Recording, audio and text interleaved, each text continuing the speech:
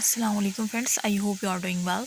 सो आज जो है मैं आपको फर्स्ट ईयर एमकेट बायोलॉजी का जो है बायोलॉजिकल मॉलिक्यूल का चैप्टर डिस्कस करूँगी। ठीक है। सो ये लेक्चर जो है तमाम जो है पाकिस्तान की जितनी भी प्रोविंस है वो तमाम बच्चे देख सकते हैं, क्योंकि ये एक ऐसी बुक है जिसमें तमाम बुक्स को लेके जो है ये बुक बनाई गई है। ठीक है। तो हर प्रोविंस का बच्चा ये देख सकता है। ठीक है। अपना एमकेट प्रिपेयर कर सकता है और फर्स्ट ईयर वाले अपना फर्स्ट ईयर निकाल सकते हैं। ठीक है। So let's start chapter 2 biological molecule. तो अब मैं इसमें आपको जस्ट शॉर्ट रिव्यू दूंगी। ठीक है। और साथ में क्या करवाऊंगी, एमसीक्यूज़ करवाऊंगी। ठीक है। ताकि आपको पता चल सके कि किस तरह से एमसीक्यूज़ आते हैं। बायोलॉजिकल मॉलिक्यूल को स्टार्ट करने, बायोलॉजिकल मॉलिक्यूल से क्या समझ आ रहे हैं कि all those compound and molecule which are produce by living organism, वो तमाम कंपाउंड मॉलिक्यूल जो कि प्रोड्यूस होते हैं लिविंग ऑर्गेनिज्म से। ठीक है। या हम कह लें कि in the body of living organism में जो प्रोड्यूस होते हैं। ठीक है। जो लिविंग ऑर्गेनिज्म की बॉडी में वो तमाम मॉलिक्यूल कंपाउंड जो प्रोड्यूस होते हैं उसे हम बायोलॉजिकल मॉलिक्यूल कहते हैं। Bio mean life. ठीक है। मीन लिविंग ऑर्गेनिज्म के अंदर वो तमाम कंपाउंड और मॉलिक्यूल जो प्रोड्यूस होते हैं वो बायोलॉजिकल मॉलिक्यूल होते हैं। ठीक है। सो ये तो समझ आ गई। बायोकेमिस्ट्री क्या है? बायोकेमिस्ट्री एक ब्रांच है किसकी? बायोलॉजी की है, which deals with the study of chemicals component. और ये किससे डील करती है? ये chemical components and chemical processing in living organism. अब ये जो बायोकेमिस्ट्री है ये एक ब्रांच है बायोलॉजी की जो कि किससे डील करती है? जो केमिकल कॉम्पोनेंट्स होते हैं और जो केमिकल प्रोसेस हो रहे होते हैं लिविंग ऑर्गेनिजम्स की बॉडी के अंदर, उससे हमारी कौन सी ब्रांच डील करती है? बायोलॉजी की, बायोकेमिस्ट्री। सो ये भी एमसीक्यूज में आ सकता है। ठीक है। अच्छा, अब बायोलॉजिकल प्रॉपर्टीज़ क्या है वाटर की? ठीक है। तो बेस्ट सॉल्वेंट है। आपको पता है कि वाटर क्या है? एक बेस्ट सॉल्वेंट है। हर सॉल्यूट ही इसमें क्या हो जाता है? डिज़ोल्व हो जाता है। ठीक है। सॉल्यूट मतलब जैसे कि जो कम क्वांटिटी में लिया जाता है वो सॉल्यूट होता है, और जो ज़्यादा क्वांटिटी में लिया जाता है वो सॉल्वेंट होता है। जैसे कि अब अगर हम जूस बना रहे हैं, ठीक है, तो हमने क्या किया, वाटर जो है वो सॉल्वेंट है, हमने उसके अंदर शुगर ऐड की। ठीक है। वो शुगर उसमें क्या हो गई? मिक्स हो गई। ठीक है। मतलब जो वाटर है वो बेस्ट सॉल्वेंट वे है, वो हर सॉल्यूट को अपने अंदर क्या कर लेता है? डिजॉल्व कर लेता है। Water is an excellent solvent. ठीक है। फॉर पोलर सब्सटेंस, किसके लिए? पोलर सब्सटेंस के लिए। ठीक है। पोलर मतलब जिसपे पॉजिटिव और नेगेटिव चार्ज होते हैं। When ionic substance dissolve in water, और जब ये आयोनिक सब्सटेंस डिजॉल्व हो जाते हैं वाटर में, ठीक है, जो पोलर सब्सटेंस पे पॉजिटिव और नेगेटिव होते हैं, जब वो डिजॉल्व हो जाते हैं वाटर में तो वो डिसोसिएट हो जाते हैं। किसमें? पॉजिटिव और नेगेटिव आयंस में। जाहिर है because of the solvent property of water almost all reaction in cell occur in aqueous media. और आपको पता है कि हमारे बॉडी के अंदर वाटर ज़्यादा क्वांटिटी में होता है, हमारे सारे रिएक्शन जो है एक्वस मीडिया में परफॉर्म हो रहे होते हैं। सो एक तो ये है कि ये बेस्ट सॉल्वेंट होता है। सेकंड है कि हाई हीट कैपेसिटी होती है। किस तरह से? Water has great ability of absorbing heat due to its high specific heat capacity. अब ये हाई हीट कैपेसिटी क्यों होती है वाटर की और क्या फ़ायदा है इसका? मैंने जैसे बताया कि हाई हीट कैपेसिटी क्या होती है, ताकि वाटर जो है जिसकी वाटर की हाई हीट कैपेसिटी है, इसका मतलब वाटर जो है के पास एबिलिटी है कि वो जो है एब्जॉर्ब कर सके हीट को। ठीक है। क्यों? क्योंकि इसके हाई स्पेसिफिक हीट कैपेसिटी है। तो ये भी एक इसका फ़ायदा है। The specific heat capacity of water is the amount of energy required to raise the temperature 1 gram of water through 1 degree centigrade. ये स्पेसिफिक हीट कैपेसिटी की डेफिनेशन दी है कि जो स्पेसिफिक हीट कैपेसिटी जो हम कह रहे हैं कि वाटर की हाई है, ये होती क्या है? ये तो आपने केमिस्ट्री में पढ़ा होगा कि ये स्पेसिफिक हीट कैपेसिटी की डेफिनेशन ये है कि अमाउंट ऑफ एनर्जी रिक्वायर्ड, जो अमाउंट ऑफ एनर्जी रिक्वायर्ड होती है ना रेस करने के लिए टेम्परेचर किसका? 1 ग्राम वाटर का 1 डिग्री सेल्सियस तक। ठीक है। सो वो हमारी स्पेसिफिक हीट कैपेसिटी होती है। The thermal stability plays an important role in water. अब जो थर्मल स्टेबिलिटी जो है वो इंपॉर्टेंट रोल प्ले करती है water based protoplasm of individual metabolic activities. ठीक है। जैसे मैंने भी कहा कि हमारी मेटाबॉलिक सारी एक्टिविटीज़ वाटर में परफॉर्म हो रही होती है, मतलब वाटर एक्वस मीडिया के तौर पे एक्ट कर रहा होता है। ठीक है। तो खुद सोचिए जब इसकी हाई हीट कैपेसिटी होगी तो थर्मल स्टेबिलिटी प्रोवाइड करेगा ना हमें। सो सेम इस वजह से हाई हीट कैपेसिटी है। ठीक है। ये बायोलॉजिकल प्रॉपर्टीज़ बता रही हूँ मैं। उसके बाद हाई हीट वेपोराइजेशन किस तरह से? Liquid water required higher amount of heat. अब लिक्विड वाटर जो होता है वो क्या, उसको क्या रिक्वायर्ड होती है? High amount of heat energy to change into vapour due to hydrogen bonding which holds the water molecule together. ठीक है। अब आपको पता है कि वाटर में हाइड्रोजन बॉन्डिंग होती है, इस वजह से इसको high amount of energy required होती है कि वो वेपर स्टेट में कन्वर्ट हो सके। ठीक है। क्योंकि हाइड्रोजन बॉन्डिंग बहुत स्ट्रॉन्ग बॉन्डिंग होती है। ठीक है। इस वजह से हाई हीट वेपोराइजेशन इसके लिए चाहिए होती है। तो ये इसकी तीसरी प्रॉपर्टी हो गई जो कि एक गुड प्रॉपर्टी है। ठीक है। Its provide cooling effect to plants when water is transpired और टू एनिमल। और ये क्या करता है, जब ये वेपर की शक्ल में ट्रांसपायर्ड हो जाता है तो क्या हो, ये कूलिंग इफेक्ट देता है प्लांट को भी और एनिमल्स को भी। ठीक है। अच्छा, एक्ट एज एम्फोटेरिक मॉलिक्यूल को किस तरह से एक्ट करता है amphoteric molecule? Water molecule act both as an acid and base. अब जो वाटर मॉलिक्यूल होता है ना, वो एक्ट करता है बेस के तौर पे भी और एसिड के तौर पे भी। किस तरह से? An acid it gives up electron to form hydrogen ion. अब अगर एसिड के तौर पे बात की जाए तो ये इलेक्ट्रॉन देता है और क्या बना लेता है, हाइड्रोजन आइन बना लेता है। और अगर बेस के तौर पर बात की जाए तो ये गेन करता है इलेक्ट्रॉन और क्या बना लेता है, हाइड्रोक्सिल आइन। ठीक है। तो अब इसका मतलब कि वाटर जो है एसिड के तौर पे भी एक्ट कर रहा है, मतलब वो इलेक्ट्रॉन दे रहा है और हाइड्रोजन आयन बना रहा है, और बेस के तौर पे भी एक्ट कर रहा है, मतलब वो इलेक्ट्रॉन ले रहा है और हाइड्रोक्सिल आयन बना रहा है। इसका मतलब वाटर एसिड और बेस दोनों के both acid and base reaction show कर रहे हैं। तो इसका मतलब एम्फोटेरिक मॉलिक्यूल जिसमें एसिड और बेस दोनों तरह एक्ट कर सके। ठीक है। तो एक्ट एज एम्फोटेरिक मॉलिक्यूल। ठीक है। देखो वाटर की जो ब्रेकडाउन की तो हाइड्रोक्सिल आइन, हाइड्रोक्सिल और हाइड्रोजन आइन। ठीक है। It act as a buffer. तो इसका मतलब ये एक्ट करता है बफर के तौर पे। ठीक है। And prevent change in the pH of living body. और प्रिवेंट करता है जो चेंजेस होती है इन द लिविंग बॉडी, उसको प्रिवेंट करेगा। जाहिर सी बात है, अगर ये एम्फोटेरिक मॉलिक्यूल के तौर पर एक्ट करता है, फॉर एग्जांपल अगर एसिडिटी बॉडी में ज़्यादा हो जाती है तो ये बेस के तौर पर एक्ट करेगा उसके साथ, ताकि बॉडी की pH को क्या कर सके, चेंज होने से बचाया जा सके। मतलब ये बफर के तौर पर एक्ट करेगा। इस तरह से ये जो है काम करता है। प्रोटेक्शन की बात की जाए तो water is an effective lubricant. Water क्या है, एक इफेक्टिव लुब्रिकेंट है that provide protection against damage resulting from friction. अब ये जो प्रोटेक्शन की बात आ जाती है तो ये जो वाटर है ये एक लुब्रिकेंट है, वो भी इफेक्टिव लुब्रिकेंट है। और ये क्या करता है, ये प्रोवाइड करता है प्रोटेक्शन अगेंस्ट डैमेज। मतलब जो डैमेज होता है, फ्रिक्शन होती है, फ्रिक्शन की वजह से जो भी डैमेज होता है तो मतलब उसके खिलाफ जो है लुब्रिकेंट के तौर पर वाटर ही एक्ट करता है। ठीक है। और also form of fluid cushion around organ. और ये क्या करता है, हमारे ऑर्गन के अराउंड जो है एक फ्लूइड कुशन फॉर्म करता है। ठीक है। ताकि उसको फ्रिक्शन से क्या किया जा सके, प्रिवेंट किया जा सके। ठीक है। That help to protect them from trauma. Friction mean trauma हो गया कोई। ठीक है। उससे प्रिवेंट करने के लिए ये वाटर जो है उसके अराउंड पाया जाता है फ्लूइड कुशन के तौर पे। अच्छा, एज रेजेंट और टर्जियरी की बात की जाए तो water act as a reagent in many processes such as photosynthesis and hydrolysis reaction. अच्छा, अब क्या ये कह रहे हैं कि वाटर जो है हमेशा से एक रेजेंट के तौर पर होता है बहुत से प्रोसेस में। जैसे अगर फोटोसिंथेसिस में बात कर लें, ठीक है, उसमें वाटर की नीड होती है। प्लांट कहाँ से फोटोसिंथेसिस रिएक्शन जो करते हैं, फोटोसिंथेसिस रिएक्शन जिसमें प्लांट अपने लिए क्या करते हैं, गज़ा तैयार करते हैं, तो उसके लिए वाटर तो नीड पड़ती है ना। वाटर एक रेजेंट के तौर पर होता है, तो वो कहाँ से वाटर लेते हैं प्लांट? अब अपनी रूट्स के ज़रिए जो है वो अर्थ से जो है वाटर एब्जॉर्ब करते हैं। तो फोटोसिंथेसिस रिएक्शन में भी वाटर का रोल आ गया, हाइड्रोलाइसिस रिएक्शन में भी। ठीक है। Hydro mean water, lysis mean breakdown, water की ब्रेकडाउन, तो जाहिर है इसमें तो होगा ही वो। अच्छा, water provide turgidity to the cell. और वाटर प्रोवाइड करता है टर्जिडिटी टू द सेल, मतलब सेल जो है वो सेल को वो एक टर्जिडिटी देता है। ठीक है, सख्ती देता है। जाहिर सी बात है, वाटर जो है, जब अगर वाटर नहीं होगा तो आपका तो सेल श्रिंक हो जाएगा।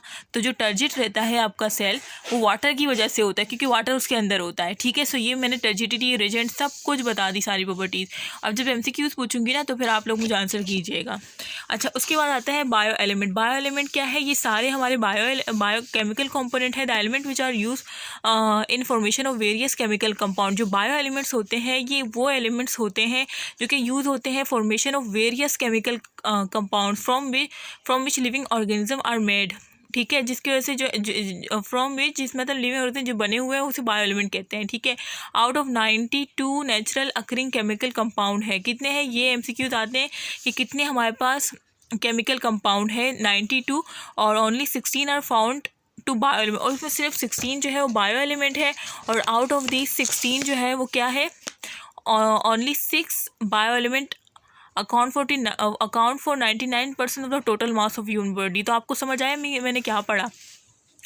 मैंने आपको कहा कि बायो एलिमेंट जो है वो यूज़ होते हैं formation of various chemical compound.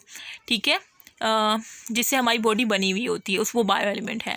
ठीक है, तो अब जो है 92 नेचुरल अकरिंग केमिकल कंपाउंड है। कितने हैं? 92 नेचुरल, मतलब कुदरती तौर पे केमिकल कंपाउंड इतने हैं 92, लेकिन उसमें उस 92 में से सिर्फ 16 है जो कि are found to bio element. मतलब वो जो 92 में जो 16 है सिर्फ वही बायो एलिमेंट है। ठीक है, मतलब वही जो है यूज़ होते हैं formation of various chemical compound में। ठीक है, और उन 16 में भी, आउट ऑफ दीज 16 में भी सिर्फ 6 बायो एलिमेंट है जो कि 99% जो है total mass of human body जो है कंटेन करता है। ठीक है, सो ये आपने याद रखना है कि 92 नेचुरल है, उसमें 16 है, और 16 में से भी सिर्फ कितने 6 बायो एलिमेंट है जो कि 99% of total mass of the human body में पाया जाता है। सो अब हम ये देखते हैं कि हमारे केमिकल कंपोनेंट है और ये इनका total percentage, total cell weight है। तो ये भी आपको बिल्कुल याद होना चाहिए क्योंकि ये भी आ जाता है। ठीक है, तो इसमें इस चैप्टर में और क्या है ये मैं चाह रही हूँ कि जल्दी से इसको एंड कर दूँ ताकि फिर मैं आपसे MCQ भी डिस्कस करूँ ना। काफ़ी है चैप्टर तो भी। अच्छा, अब देखिए वाटर जो है बैक्टीरियल सेल में देखा जाए तो 70% है और मेमेलियन सेल में भी 70% है। देखिए वाटर की कंसंट्रेशन सबसे ज़्यादा है। अभी जो मैंने आपको बायोलॉजिकल प्रॉपर्टीज़ बताई तो वो मैंने क्यों बताई, क्योंकि मैंने कहा कि हमारी जो बॉडी में केमिकल प्रोसेस होते हैं वाटर के अंदर ही हो रहे होते हैं। तो सबसे ज़्यादा जो है देखिए वाटर पाया जाता है हमारी बॉडी लिविंग ऑर्गेनिज्म में। ठीक है, अच्छा प्रोटीन उसके बाद बैक्टीरियल में कितना है 15 है और मेमेलियन में 18 है, कार्बोहाइड्रेट 3 है, इसमें मेमेलियन में 4 है, लिपिड 2 है, इसमें 3 है, DNA 1 है, 0.25 है, RNA 6 है, इसमें 1.1 है। अदर ऑर्गेनिक मॉलिक्यूल एंजाइम्स जैसे हो गए, हार्मोन्स हो गए, मेटाबोलाइट्स हो गए, सारे ऑर्गेनिक मॉलिक्यूल्स हैं। ठीक है, जो कि 2 है, सेम है। और इनऑर्गेनिक की बात की जाए तो sodium, potassium, magnesium, chlorine, sulphate ये भी 1 है। तो ये जो मैं बता रही हूँ ना ये आपने याद करना है कि किस में प्रोटीन कितना है, बैक्टीरियल में प्रोटीन कितना है, मेली में कितना है, ये सब MCQs बनते हैं इनसे। अच्छा, ऑर्गेनिक कंपाउंड की बात की जाए, these compound containing carbon and hydrogen. अब ये ऑर्गेनिक कंपाउंड होते क्या ही तो आपने केमिस्ट्री में भी पढ़ा होगा। मैंने सारे जो है ऑर्गेनिक केमिस्ट्री के लेक्चर अपलोड किए हैं, आप लोग जाके प्लेलिस्ट देख सकते हैं कि ऑर्गेनिक कंपाउंड क्या होते हैं। कि वो कंपाउंड है जो कि कार्बन एंड हाइड्रोजन कंटेनिंग होते हैं। ठीक है, जिसमें कार्बन हाइड्रोजन होता है इसे हम ऑर्गेनिक कंपाउंड कहते हैं। ठीक है, जैसे कि कार्बोहाइड्रेट होगा ये एक ऑर्गेनिक कंपाउंड है, प्रोटीन हो गया, लिपिड हो गया, न्यूक्लिक एसिड हो गया। ठीक है, ये सारे ऑर्गेनिक कंपाउंड्स हैं। इनऑर्गेनिक कंपाउंड क्या होते हैं? Those compound which are without carbon और हाइड्रोजन। मतलब जो इनऑर्गेनिक होते हैं ना वो विदाउट कार्बन एंड हाइड्रोजन होते हैं। मतलब उसमें ना तो कार्बन होता है और ना ही हाइड्रोजन होगा। ठीक है, मतलब एक साथ नहीं पाए जाते, वो हमारा इनऑर्गेनिक कंपाउंड होते हैं। जैसे कि वाटर हो गया, कार्बन डाइऑक्साइड हो गए, एसिड हो गए, बेसिस हो गए, सॉल्ट्स हो गए। ठीक है, मोनोमर क्या होते हैं? Macromolecule are compose of large number of low molecular wait.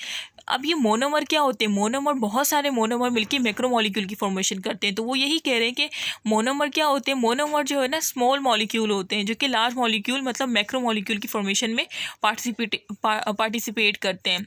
अच्छा, macromolecule are compose of large number of low molecular weight. Low molecular weight mean monomer.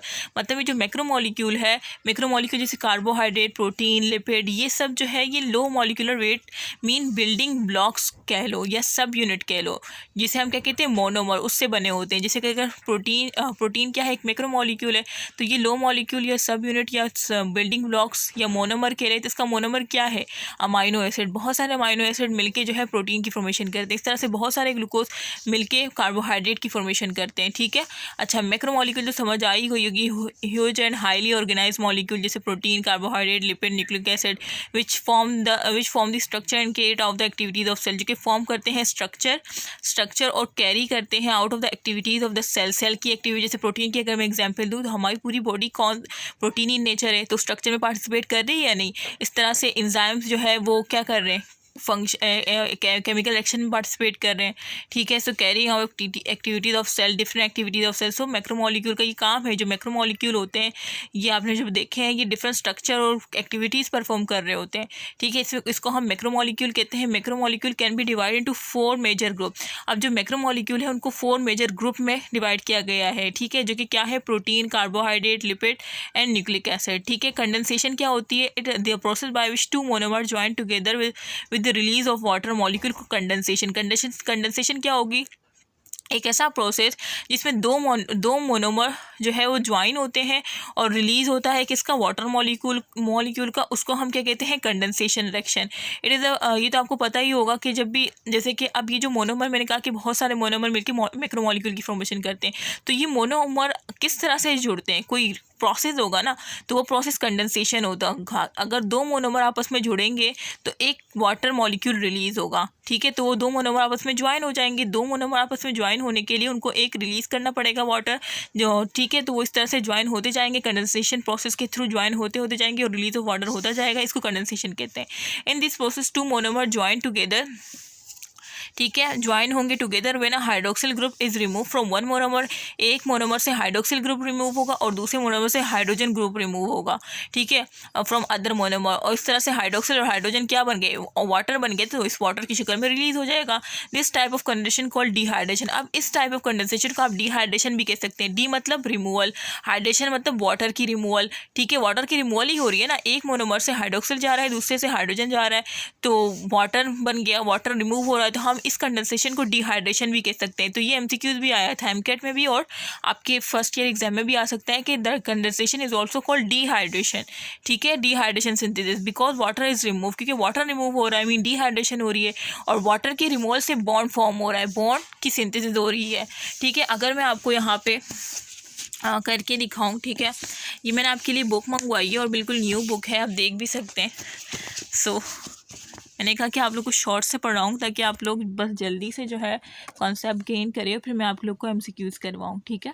तो ये देखें, ये फॉर एग्जांपल ये एक मोनोमर है, ठीक है, इसके साथ हाइड्रोक्सिल ग्रुप जुड़ा हुआ है, और ये दूसरा मोनोमर है और उसके साथ हाइड्रोजन ग्रुप जुड़ा हुआ है, ठीक है। अब इन दोनों ने क्या होना है, इन दोनों ने ज्वाइन होना है।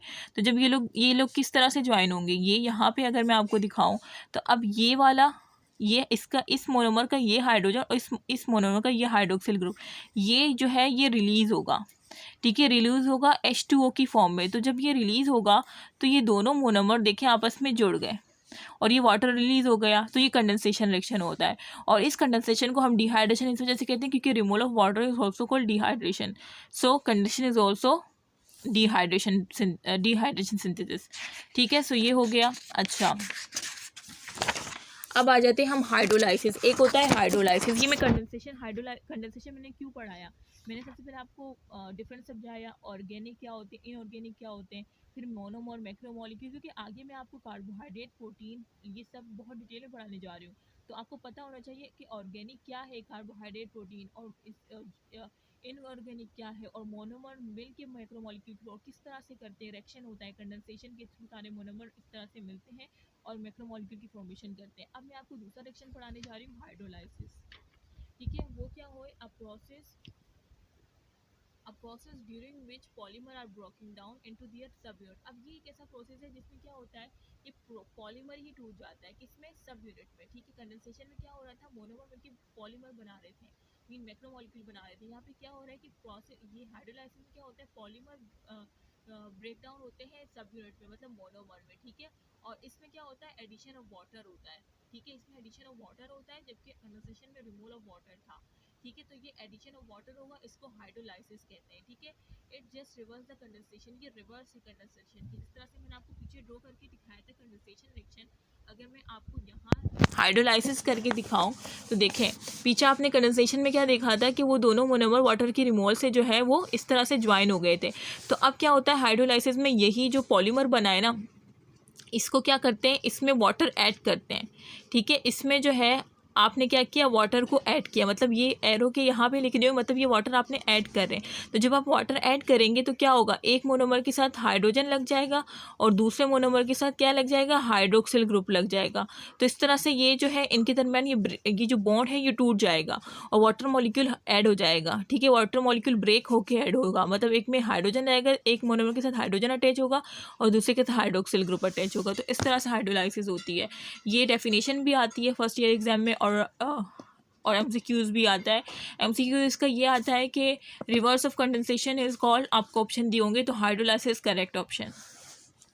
अच्छा, फिर ये भी बहुत इंपॉर्टेंट है, ये भी आपको पता होना चाहिए कि percentage composition of bio element by mass of human beings, ठीक है। तो कि ऑक्सीजन कितना होता है, कितने आपकी बॉडी में ऑक्सीजन कितने परसेंट होता है, 65% होता है। यहाँ पे ये जो फॉर्मूला ये मतलब ये ऑक्सीजन की बताई हुई है आपको कि आपकी बॉडी में ये जो बायो एलिमेंट है वो कितनी परसेंट में पाए जाते हैं। तो ऑक्सीजन को अगर हम सबसे पहले देखें तो 65% मतलब सबसे ज़्यादा 65% आपकी बॉडी में ऑक्सीजन है। जाहिर सी बात है ये मेन है, तो ये तो लाइफ बसर करने के लिए जो है ऑक्सीजन चाहिए, तो 65% सबसे ज़्यादा ऑक्सीजन की है। उसके बाद कार्बन देखिए, कार्बन 18% है, ठीक है। फिर हाइड्रोजन देखिए 10% है, फिर नाइट्रोजन देखिए 3% है, कैल्शियम 2% है, फॉस्फोरस 1% है, ठीक है। इसके बाद फिर ये सब देखिए, इनका परसेंटेज आपने याद रखना होगा। और ये कॉपर, मैग्नीज, ये सब जो है ट्रेसेस में पाए जाते हैं। तो देखिए मैं अपना टाइम वेस्ट नहीं करती क्योंकि मुझे सारा चैप्टर कवर करवाना है इसी वीडियो में, ठीक है। वन शॉट लेक्चर मैं दे रही हूँ आपको, तो आपने ये सारे याद करना है। ये भी इंपॉर्टेंट है, ये MCQs में आते हैं, ये MCQs में पूछते हैं ऑक्सीजन कितना परसेंट या पोटेशियम, तो ये भी इंपॉर्टेंट है, ठीक है। जो भी मैं साथ साथ MCQs बता रही हूँ ये वाला भी आपने याद रखना है, ठीक है। ये भी इंपॉर्टेंट है। अच्छा, ये चैप्टर बहुत इंपॉर्टेंट है। अच्छा, क्लासिफिकेशन बायोलॉजिकल मॉलिक्यूल। अगर मैं क्लासिफिकेशन बताऊँ आपको बायोलॉजिकल मॉलिक्यूल की, तो प्रोटीन हो गया, कार्बोहाइड्रेट हो गया, लिपिड हो गया, न्यूक्लिक एसिड हो गए, ठीक है। और ये कॉन्जुगेटेड मॉलिक्यूल जो है ये इसी से जो है इन्हीं को कंबाइन करके बनते हैं, तो ये मैं अलग पढ़ाऊँगी, ठीक है। तो ये बायोलॉजिकल मॉलिक्यूल मैं आपको पढ़ाने जा रही हूँ। तो फर्स्ट हम प्रोटीन पढ़ते हैं। These are complex organic compound. ये कॉम्प्लेक्स ऑर्गेनिक कंपाउंड है जिसमें क्या होता है, कार्बन हाइड्रोजन। देखिए कार्बन हाइड्रोजन तो होगा जब भी, तो ये ऑर्गेनिक कंपाउंड कहते हैं ना हम इसको, पीछे आपने देखा, ठीक है। तो कार्बन हाइड्रोजन तो सब में होगा, लेकिन इसमें डिफरेंट क्या होगा इन सब में, मतलब अदर एलिमेंट में डिफरेंट होगा। जैसे प्रोटीन में कार्बन हाइड्रोजन तो सब में होगा, उसके साथ ऑक्सीजन भी होगा और नाइट्रोजन भी होगा, ठीक है, आर एलिमेंट्स। बट समटाइम्स, लेकिन समटाइम जो है फॉस्फोरस भी होगा और सल्फर भी होगा। देखिए मैं आपको ट्रिक के साथ लेके जा रही हूँ ताकि आप लोग रट्टे की तरफ ना जाए, ठीक है। प्रोटीन कंस्टिंग मोर देन 50% ऑफ dry weight of the cell. अब प्रोटीन जो है खुद आपने पीछे देखा कि वो 50% जो है हमारा जो सेल का वेट होता है ना, ड्राई वेट ऑफ सेल, वो 50% प्रोटीन ही बनाता है। तो ये तो MCQs में आना ही आना है, ठीक है। मैं अभी आपको इसके MCQs भी डिस्कस करूँगी, तो आपको पता होना चाहिए। They are present in all types of cell. ये प्रेजेंट होता है, प्रोटीन जो है ना ये ऑल टाइप्स ऑफ सेल में प्रेजेंट होता है, ठीक है। In all parts of cell, और तमाम पार्ट्स ऑफ सेल में प्रेजेंट होता है। केमिकल कॉम्पोजिशन ऑफ प्रोटीन अगर देखी जाए तो प्रोटीन क्या है, एक पॉलीमर है, किसका, अमाइनो एसिड का। पीछे ही आपने देखा कि मोनोमर में एग्जाम्पल मैंने अमाइनो एसिड दी थी कि अमाइनो एसिड मिल के पॉलीमर की फॉर्मेशन मीन प्रोटीन की फॉर्मेशन करते हैं। तो प्रोटीन एक पॉलीमर है किसका, अमाइनो एसिड का, ठीक है। These amino acid are link together. अभी जो अमाइनो एसिड लिंक होते हैं, एक स्पेशलाइज बॉन्ड आपने देखा पीछे, या लिंकेज खेले, तो वो आपने कौन सी लिंकेज देखी, आपने एक रिएक्शन देखा कंडेंसेशन, कि कंडेंसेशन से जो है रिमूवल ऑफ वाटर से जो है बॉन्ड फॉर्मेशन हो रही है। अब प्रोटीन में उस बॉन्ड को क्या कहते हैं, प्रोटीन में अगर वो बॉन्ड बन रहा है, मतलब अमाइनो एसिड के बिटवीन अगर वो बॉन्ड बन रहा है प्रोटीन की फॉर्मेशन के लिए, तो हमारा पेप्टाइड लिंकेज होगा, ठीक है। ये बात याद रखिएगा, प्रोटीन की बात कर रही हूँ, ठीक है। पेप्टाइड लिंकेज होगा। Each protein has a unique sequence of amino acid. अब हर प्रोटीन की जो है ना एक यूनिक सीक्वेंस होती है अमाइनो एसिड की, मतलब तमाम प्रोटीन की sequence of amino acid same नहीं होती। हर प्रोटीन की जो है सीक्वेंस ऑफ अमाइनो एसिड वो डिफरेंट होती है, और वो इस तरह से यूनिक प्रॉपर्टीज़ देती है मॉलिक्यूल को, ठीक है। अमाइनो एसिड की बात की जाए तो ये बेसिक स्ट्रक्चरल यूनिट है ऑफ प्रोटीन का। जाहिर सी बात है मोनोमर है तो बेसिक स्ट्रक्चरल यूनिट होगा ना प्रोटीन का। And all amino acid have an amino group ammonia. और तमाम अमाइनो एसिड जो होते हैं ना, देखिए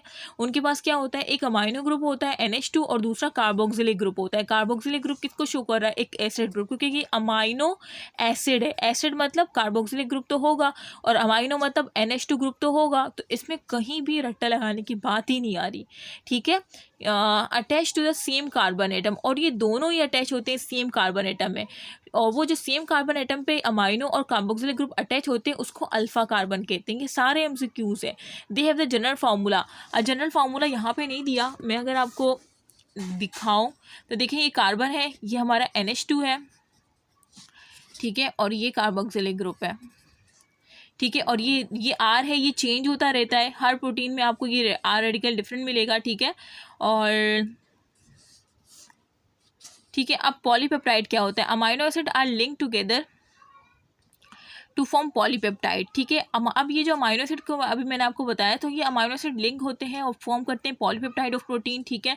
amino acid of one amino acid में react with the carboxylic group. अब जो अमाइनो एसिड होते हैं ना, अमाइनो एसिड का जो अमाइनो ग्रुप है, amino group of one amino acid, ठीक है। अब ये जो आपने देखा कि ये हमारे पास क्या है, एक वो है, एक अमाइनो एसिड है, ठीक है। अब इस अमाइनो एसिड का ये जो अमाइनो ग्रुप है ना, ये इसे अमाइनो ग्रुप कहेंगे, और ये हमारा क्या है, कार्बोक्सिलिक ग्रुप है, ठीक है, कार्बोक्सिलिक ग्रुप है। तो ये अमाइनो ग्रुप जो होगा वन अमाइनो एसिड का, वो रेक करेगा carboxylic group of another amino acid. मतलब ये वाला अमाइनो एसिड का ये वाला अमाइनो ग्रुप ये रेक करेगा दूसरे अमाइनो एसिड के किसके ग्रुप, कौन से वाले ग्रुप से, कार्बोक्सिलिक ग्रुप से, ठीक है। इस तरह से ये वाला कार्बोक्सिलिक दूसरे अमाइनो एसिड के कौन से ग्रुप से रिएक्ट करेगा, अमाइनो ग्रुप से रिएक्ट करेगा, ठीक है। तो ये कह रहे हैं the amino group one amino acid may react with the carboxylic for another release of a molecule of water, ठीक है, कि विद द कार्बोक्सिलिक अनदर के अनदर अमाइनो एसिड, और इस तरह से रिलीज करेंगे क्या, molecule of water. Molecule of water क्या, कौन सा प्रोसेस होगा, कंडेंसेशन, ठीक है, कंडेंसेशन प्रोसेस होगा। जाहिर सी बात है, जब आप ये अमाइनो ग्रुप जो है कार्बोक्सिलिक ग्रुप से मिल रहा है, ठीक है, एक अमाइनो एसिड जो है ना, ये इसका अमाइनो ग्रुप दूसरे अमाइनो एसिड के कार्बोक्सिलिक ग्रुप से जब मिलेगा, मतलब ज्वाइन होने के लिए ये लोग वाटर क्या करेंगे, वाटर को रिलीज करेंगे, मतलब कंडेंसेशन प्रोसेस होगा। कंडेंसेशन प्रोसेस के नतीजे में यहाँ पे पेप्टाइड लिंकेज बनेगी, मीन बॉन्ड फॉर्मेशन होगी, और वो बॉन्ड फॉर्मेशन प्रोटीन में हो रही है, इस वजह से पेप्टाइड लिंकेज कह रहे हैं, ठीक है। देखिए मैं सब सारे पॉइंट को लिंक करते हुए जा रही हूँ ताकि आप लोग कहीं भी कन्फ्यूज ना हो। अच्छा, ग्लाइसिन एलेनिन में combine to form a dipeptide. अब इन्होंने ये ग्लाइसिन दिया है, ये ग्लाइसिन एक अमाइनो एसिड है, इस तरह से एलेनिन भी एक अमाइनो एसिड है। ये दोनों कंबाइन जब होते हैं तो एक डाइपेप्टाइड बनता है, मतलब दो अमाइनो एसिड है, एक अमाइनो एसिड ये है, दूसरा ये है। तो जब दो अमाइनो एसिड कंबाइन होते हैं तो उसे डाइपेप्टाइड कहते हैं। तीन होंगे तो ट्राइपेप्टाइड होगा, तीन से ज़्यादा होंगे तो हम उसे पॉलीपेप्टाइड कह सकते हैं, ठीक है। अच्छा, types of protein on the basis of structure. अगर हमें अभी मैं आपको टाइप्स ऑफ प्रोटीन बताऊं स्ट्रक्चर की बेस पे, तो प्राइमरी स्ट्रक्चर होता है, सेकेंडरी होता है, टर्शियरी होता है और क्वाटर्नरी होता है। प्राइमरी स्ट्रक्चर क्या होता है, a polypeptide chain having a linear sequence of amino acid, मतलब इसमें क्या होगी, लीनियर सीक्वेंस होगी अमाइनो एसिड की, ठीक है। इसे हम प्राइमरी स्ट्रक्चर ऑफ प्रोटीन कहते हैं। जैसे इंसुलिन क्या है, इंसुलिन आपका एक हार्मोन है, ठीक है, बॉडी में, जो कि क्या करता है, शुगर के लेवल को मेंटेन करता है, ठीक है। सो ये आप याद रखिएगा, और ये प्रोटीन ही नेचर होता है, ठीक है। सो आपको समझ। अच्छा, सेकेंडरी स्ट्रक्चर क्या होता है, in this type of protein. अब इसमें क्या होता है कि polypeptide chain of amino acid becomes spirally coil.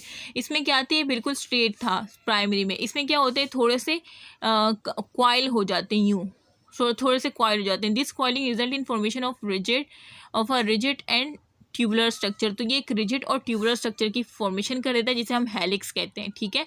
और यह होता है आपके हेयर्स में सेकेंडरी प्रोटीन होती है, और स्पाइडर वेब्स में भी सेकेंडरी प्रोटीन होती है। तो ये आता है एमसीक्यू, उसके हेयर्स में कौन सी प्रोटीन होती है, स्पाइडर वेब्स में कौन सी प्रोटीन होती है, इंसुलिन में कौन सी प्रोटीन होती है, प्राइमरी। टर्शियरी स्ट्रक्चर क्या होता है कि polypeptide chain bands and false upon itself forming globular structure 3 dimension. इसमें क्या होता है कि जो पॉलीपेप्टाइड है ना, वो यूं करके एक गुच्छा टाइप बना लेता है, यूं देखिए इस तरह से, मतलब ये बैंड हो जाता है और फोल्ड होता है खुद ही अपने साथ ही। देखिए ये एक ही चेन ली थी ना मैंने, ये एक ही चेन है, ये खुद ही अपने साथ यूं इटसेल्फ ही फोल्ड हो रही है। आप देख रहे हैं जो मैं बना रही हूँ इस तरह से कि फोल्ड अपॉन इटसेल्फ, अपने साथ ही, और फॉर्म करिए कौन सा स्ट्रक्चर लग रहा है आपको, एक ग्लोबुलर शेप है ना, ग्लोबुलर शेप और 3 डायमेंशनल स्ट्रक्चर, इसे हम टर्शियरी स्ट्रक्चर कहते हैं। और ये होती है लाइसोजाइम्स में, ठीक है, लाइसोजाइम्स जो कि इम्यूनिटी में रोल प्ले करते हैं, ठीक है। क्वाटर्नरी स्ट्रक्चर क्या होता है, the type is usually present in highly complex protein. ये एक हाईली कॉम्प्लेक्स प्रोटीन है, तो ये भी एमसीक्यूज आता है कि हाईली कॉम्प्लेक्स प्रोटीन कौन सा है, क्वाटर्नरी प्रोटीन है, ठीक है। In which different polypeptide tertiary chain. अब इसमें क्या होता है, इसमें डिफरेंट पॉलीपेप्टाइड टर्शी चेन, ये जो टर्शी चेन आपने अभी देखी ना, ये मुख्तलिफ टर्शी चेन जो है इसमें क्वाटर्नरी स्ट्रक्चर में जो है आती है, ठीक है। मतलब वो डिफरेंट पॉलीपेप्टाइड जो टर्शी चेन है ना, ये डिफरेंट पॉलीपेप्टाइड टर्शी चेन ये एग्रीगेट होती है और हेल्ड टुगेदर हो जाती है। मतलब ये मैं तो एक चेन बताई थी ना टर्शी चेन, इस तरह से आप 4 ले लें, ठीक है। ये एक है, ये टर्शी स्ट्रक्चर एक है, ये दूसरी है, और ये तीसरी है, और ये चौथी है, ठीक है। तो ये कॉम्प्लेक्स प्रोटीन बन गई ना, जिसे क्वाटर्नरी स्ट्रक्चर कहते हैं। इसमें होती है डिफरेंट टर्शियरी चेन्स होती हैं जो कि हेल्ड होती है टुगेदर एक दूसरे के साथ। वो होता है हेमोग्लोबिन। हेमोग्लोबिन क्या है, ऑक्सीजन कैरिंग प्रोटीन है जो कि हमारे ब्लड में होती है। रेड ब्लड सेल की एक प्रोटीन है हेमोग्लोबिन, ठीक है। हेमोग्लोबिन क्या करता है, ऑक्सीजन कैरिंग कैपेसिटी होती है, ऑक्सीजन की ट्रांसपोर्ट करवाती है, ठीक है। ये तो हमारा प्रोटीन हो गया। अब हम कार्बोहाइड्रेट में चलते हैं। हाँ बस इंशाल्लाह मैं करवा दूंगी ये। अच्छा, कार्बोहाइड्रेट देखें, it is the group of organic compound. ये है ग्रुप एक ऑर्गेनिक कंपाउंड का जिसके पास क्या है, कार्बन। देखिए मैंने आपको बताया था कि ऑर्गेनिक कंपाउंड है तो कार्बन और हाइड्रोजन तो सब में ही होगा। देखिए कार्बन और हाइड्रोजन सब में, प्रोटीन में भी है, कार्बोहाइड्रेट में भी है।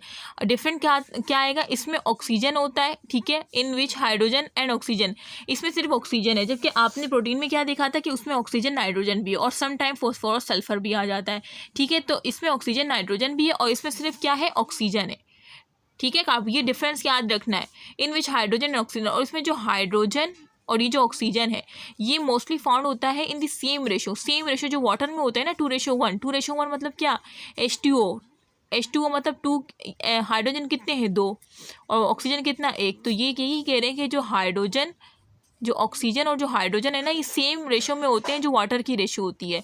इसी वजह से हम इसे हाइड्रेटेड कार्बन भी कहते हैं, ठीक है। हाइड्रेटेड कार्बन मतलब इस कार्बन को हम हाइड्रेटेड कार्बन भी कह सकते हैं। हाइड्रेटेड मतलब कि इसके साथ वाटर भी है।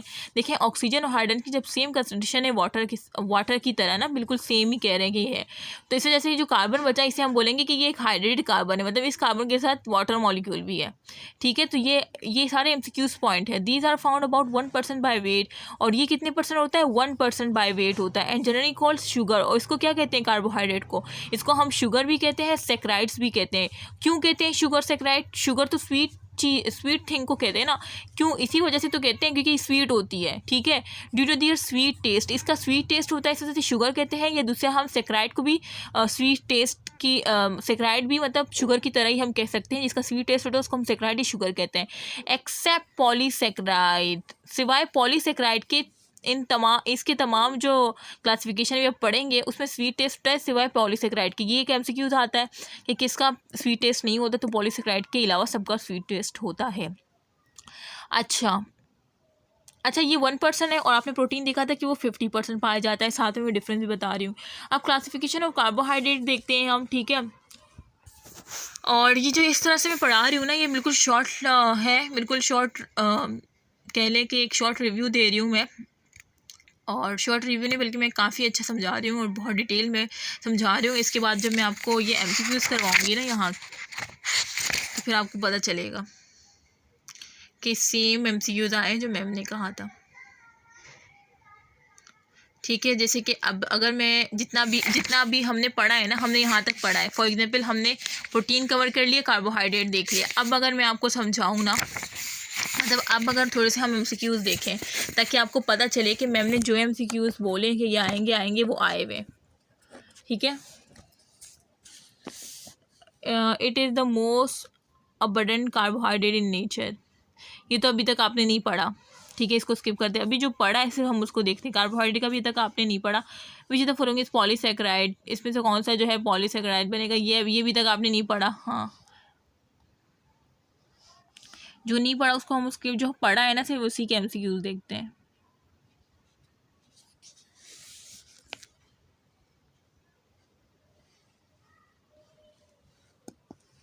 आपने इसमें क्या पढ़ा है,